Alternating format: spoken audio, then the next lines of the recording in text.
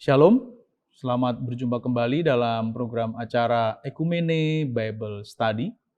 Dan hari ini, sebuah tema yang akan kita bahas adalah tema yang pada dasarnya sering diajukan dan dipertanyakan kepada banyak hamba Tuhan. Tema apa itu? Tema yang merupakan sebuah pertanyaan, yaitu bagaimana membedakan suara Tuhan dan suara hati. Sebelum kita membahasnya, mari saya mengajak kita tundukkan kepala dan kita berdoa. Tuhan Allah Bapa yang Maha Baik, kami bersyukur jika pada kesempatan kali ini Tuhan kembali mengizinkan kami untuk berjumpa melalui program acara Ekumene Bible Study ini. Kami rindu Tuhan sendiri yang memimpin kami, menuntun kami, sehingga menjadikan acara ini acara yang memberkati, mencerahkan iman percaya kami dan menambahkan pengetahuan kami yang kurang Tuhan. Sehingga kami tahu apa yang Tuhan kehendaki bagi kehidupan kami. Dengan penuh syukur ya Bapa, kami memulai program acara Ekumene Bible Study ini hanya di dalam nama Tuhan Yesus Kristus. Haleluya. Amin. Bapak Ibu Saudara yang dikasihi Tuhan, menjadi pertanyaan klise yang muncul dan diajukan oleh jemaat atau banyak umat Tuhan kepada setiap hamba Tuhan, yaitu pertanyaan yang menjadi tema kita kali ini. Pertanyaan itu berbunyi demikian: bagaimana membedakan suara Tuhan dengan suara hati kita? Nah, jika saya disuruh menjawab, maka sebenarnya jawabannya tentu harusnya jawaban yang ideal ya. Jika jawaban itu adalah jawaban yang standarnya ideal, maka seharusnya tidak ada bedanya antara suara Tuhan dengan suara hati, lebih tepat lagi suara hati nurani kita. Karena kenapa? Hati nurani adalah pelita Tuhan. Roh manusia yang melengkapi hati nurani itu adalah pelita Tuhan. Jadi dengan demikian harusnya tidak ada bedanya Tuhan yang menuntun kita melalui pelitanya di dalam hati kita itu, di dalam diri kita itu, berkehendak supaya hidup kita benar dan berkualitas. Hidup kita benar dan berkualitas. Jadi tentunya idealnya tidak ada yang berbeda antara suara Tuhan dengan suara hati nurani manusia. Namun, sayangnya atau faktanya, hal itu tidak tercapai dalam kehidupan umat manusia. Sebab apa? Dosa sudah menjajah hidup manusia. Dosa sudah mengkooptasi hidup manusia dan termasuk di dalamnya menjajah hati nurani manusia, sehingga kesejajaran antara suara hati nurani dan suara Tuhan menjadi susah kita temukan. Bias, bingung, nggak tahu betulkah ini suara Tuhan atau ternyata hanya suara diri kita sendiri. Dosa yang sudah mencampuri semua kemurnian hati manusia itu, sehingga membuat suara hati kita patut diragukan betulkah itu suara Tuhan. Nah, ketika manusia bertanya, banyak orang bertanya tentang hal ini, acap kali jawaban yang diberikan itu adalah jawaban yang sebenarnya, kalau boleh saya katakan, jawaban yang bertujuan menyenangkan telinga kita saja. Jawaban yang tidak usah diucapkan itu menjadi jawaban yang menjadi harapan kita. Jadi bukan jawaban yang menyelesaikan pertanyaan dan menyelesaikan persoalan yang sedang dihadapi. Seringkali jawabannya adalah, ya suara Tuhan itu adalah segala sesuatu yang membuat hati nurani kita damai sejahtera. Atau yang membuat diri kita menjadi tenang. Sementara kalau bicara suara hati itu adalah segala sesuatu yang membuat kita tidak damai sejahtera. Kalau itu datangnya hanya dari manusia itu pasti membawa kekeruhan dan tidak ada damai sejahtera di dalamnya. Nah, padahal kita tahu definisi dari damai sejahtera yang kita miliki itu saja sangat jauh pemahamannya dibandingkan definisi yang dimaksudkan oleh Tuhan tentang kata damai sejahtera itu. Jadi bagaimana mungkin kata damai sejahtera itu, frase damai sejahtera itu menjadi ukuran sebagai pembeda antara ini suara hati dan ini suara Tuhan. Suara hati itu sebenarnya dianalogikan dengan suara diri kita sendiri, suara manusia kan gitu. Bagaimana mungkin kata damai sejahtera yang definisinya saja berbeda antara definisi kita dengan definisi Tuhan, lalu kita jadikan parameter pembeda antara suara hati kita, suara diri kita dengan suara Tuhan. Lucu sekali. Lucu sekali kalau hanya parameternya adalah damai sejahtera. Karena damai sejahtera yang kita miliki itu seringkali didasarkan kepada hal yang lahiriah. Iya kan? Kita damai sejahtera kalau cukup uang, cukup makan, ya kan? Cukup pengaruh dan nyaman, damai sekali, tenang sekali itu. Sementara damai sejahtera yang dari sisi Tuhan justru seringkali berlawanan dengan konsep damai sejahtera yang kita miliki. Padahal kita tahu bahwa hal tersebut tidak dapat dijadikan parameter bagi pembeda antara suara hati manusia dengan suara Tuhan. Karena definisi damai sejahtera yang dimiliki oleh manusia berbeda sekali, jauh berbeda dibandingkan dengan definisi damai sejahtera yang datang dari Tuhan. Jadi jika kita menggunakan damai sejahtera sebagai parameter pembeda antara suara hati manusia dengan suara Tuhan, maka ini merupakan cara atau jawaban yang sangat absurd, ngaco kalau menggunakan istilah dalam bahasa sehari-hari. Menyimpang, dan ini justru berbahaya bagi manusia. Definisi ini justru akan memunculkan pelanggaran-pelanggaran atau penyimpangan-penyimpangan hidup manusia pada bagian hidup berikutnya. Menjadi definisi yang melahirkan banyak pelanggaran berikutnya dari kehidupan manusia itu sendiri. Karena jawaban ini menjadi sangat subjektif sifatnya. Belum lagi, definisi damai sejahtera dari satu orang dengan orang yang lain pun itu bisa berbeda, betapa sangat bias standar yang ditetapkan untuk membedakan antara suara hati manusia dengan suara Tuhan. Jadi sekali lagi, jawaban ini menjadi jawaban yang sangat absurd, subjektif, dan bahkan bisa memunculkan penyimpangan berikutnya dari kehidupan manusia itu sendiri. Dan berbahaya jika kita menggunakan standar ini dalam kehidupan kita.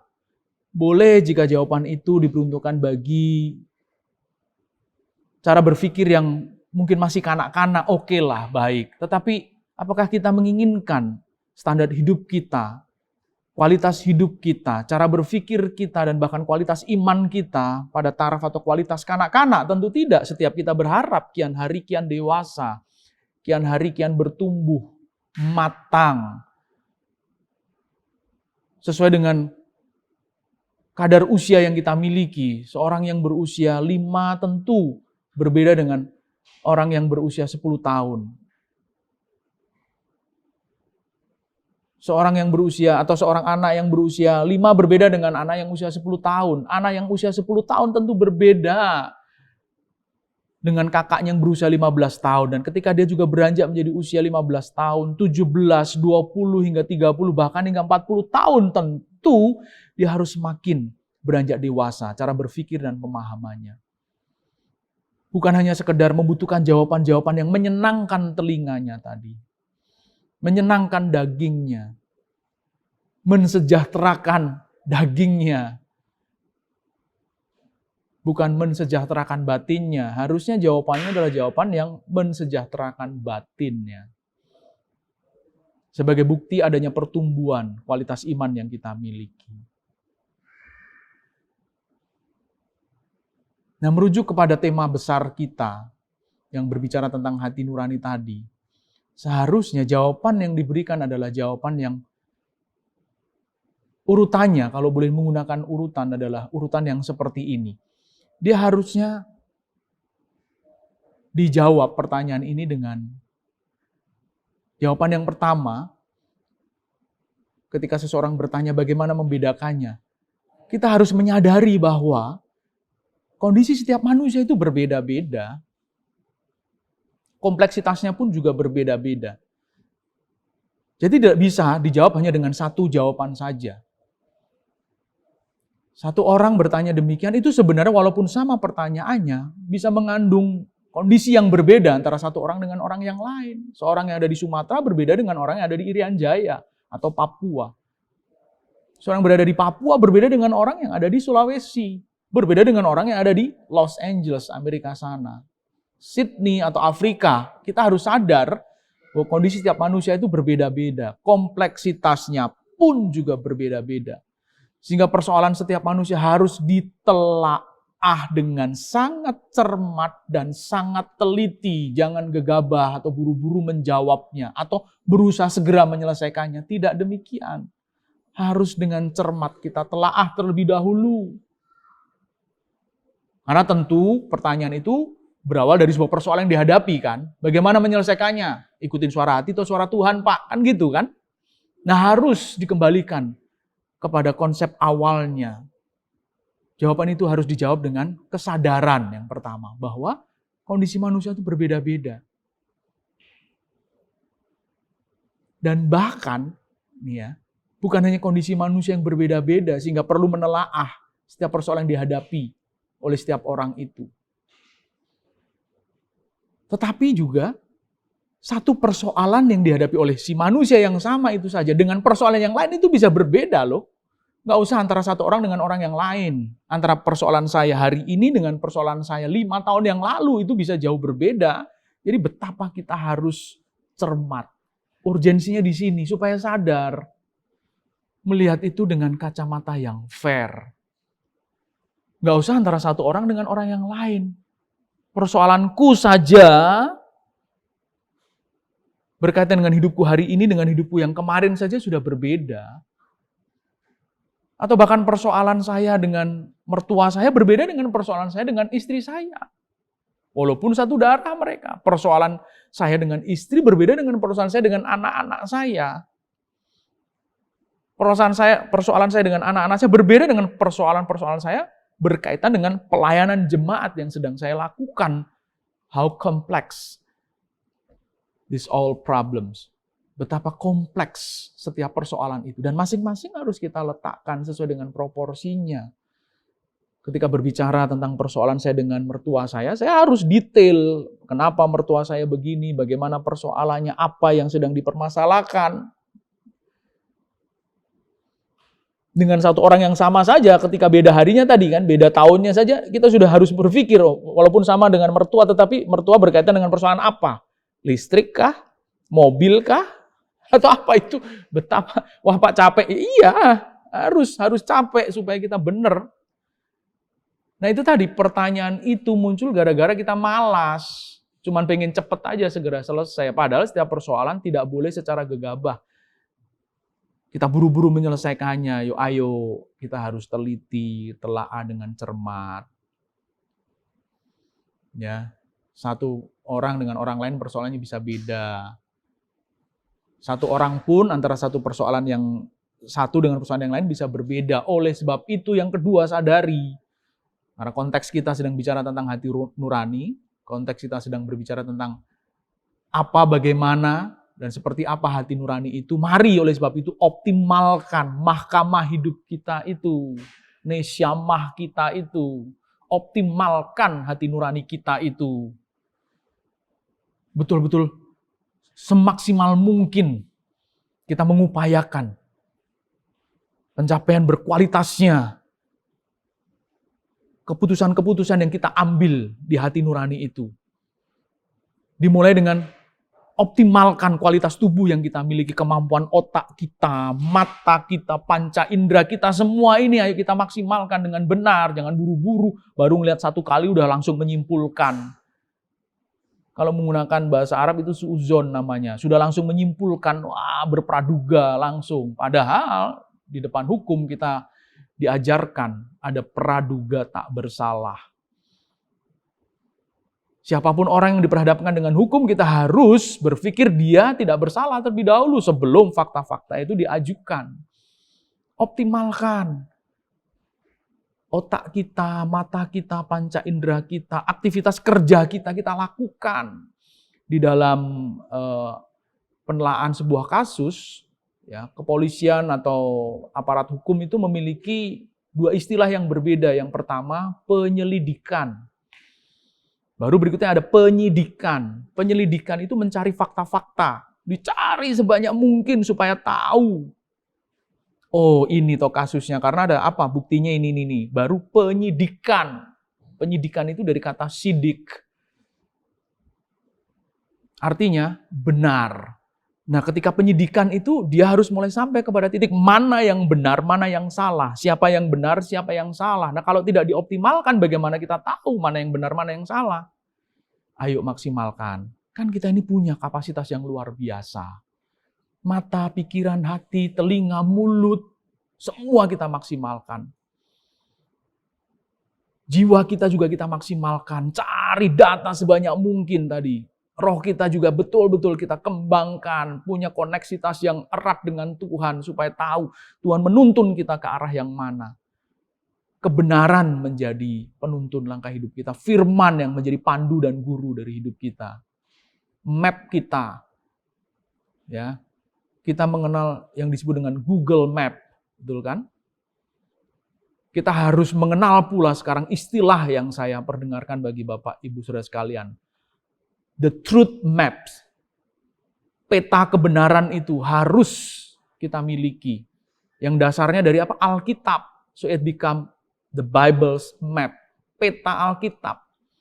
Yang akan melahirkan peta kebenaran itu. Peta Alkitab bukan tempat-tempat sebuah kejadian itu berlangsung. Tetapi peta kebenaran itu. Yang kita bisa ambil dan kita jadikan guidance arahan bagi hidup kita. Sampai kepada the truth itself. Kebenaran itu. Yaitu Tuhan sendiri harus sampai di situ. Pembandingnya adalah Tuhan. Dalam kacamata Tuhan benarkah, salahkah? Kita harus berani memperkarakan itu. Jika tidak, maka gegabah kita. Yang ketiga, ya, berdasarkan optimalisasi hati nurani tadi, memaksimalkan mahkamah yang kita miliki, kita harus berani memutuskan setelah kita optimalkan semuanya, ya harus punya keberanian. Ini yang aku putuskan, ini yang benar, ini yang salah. Tetapi ketika berkata, ini atau itu atau yang lain itu sudah betul-betul pasti. Tidak sembrono, tidak gegabah. Jadi betul-betul memiliki alasan. Alasannya apa? Ini. Waduh, itu luar biasa. Tidak mudah memang tadi saya katakan. Capek memang, tapi ini yang menuntun kita kepada segala kebenaran itu. Berani mengambil keputusan itu juga dibutuhkan setelah kita mengumpulkan banyak fakta. Dan setelah berani mengambil keputusan, artinya kita juga harus berani bertanggung jawab. Bukan setelah mengambil keputusan lalu ya yang lain yang bertanggung jawab, ya itu mah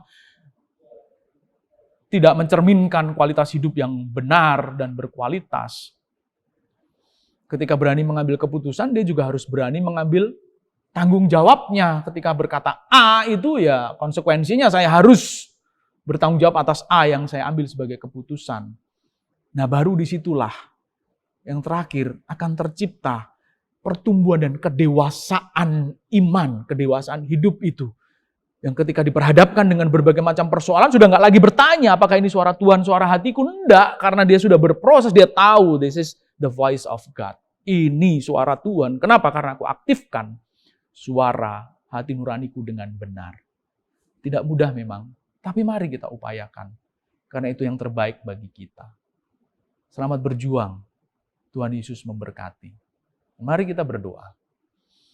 Tuhan Allah yang Maha Baik, kami tahu tidak mudah untuk menyelesaikan setiap persoalan dan perkara dalam hidup kami. Namun kami tahu Tuhan menolong kami untuk mampu menyelesaikannya. Dengan hati nurani yang Tuhan taruhkan dalam hidup kami. Sebagai anugerah yang luar biasa bagi kami. Ajari kami memaksimalkannya. Karena itulah piranti yang terbaik yang Tuhan karuniakan bagi kami. Ampuni setiap dosa dan pelanggaran kami. Jagai kami untuk tetap hidup benar. Dengan penuh syukur, Kami sudah menikmati berkat kebenaran-Mu hanya di dalam nama Tuhan Yesus Kristus. Haleluya. Amin. Selamat berjumpa kembali dalam program acara Ekumene Bible Study berikutnya. Tuhan Yesus memberkati.